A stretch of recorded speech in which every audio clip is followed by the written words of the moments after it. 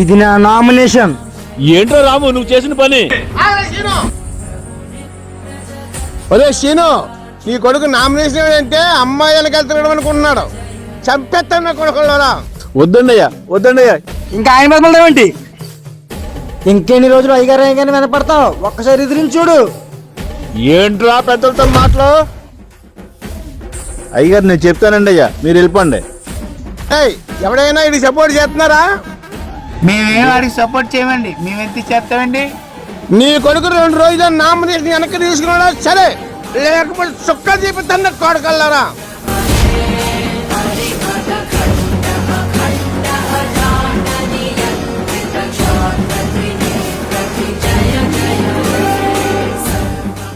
అక్కడ ఆగరా నువ్వు.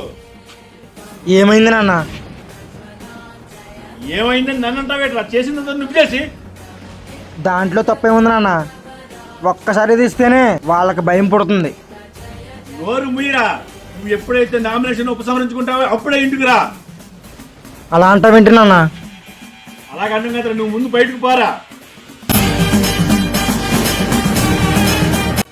నాన్న ఒకటి గుర్తుపెట్టుకో, మీ నాన్న ఓడిపోయి ఉండొచ్చు, మా నాన్న ఓడిపోయి ఉండొచ్చు. రేపు పొద్దున నా కొడుకు వాళ్ళ నాన్న ఓడిపోయాడని వాడు చెప్పుకోకుండా చేస్తా.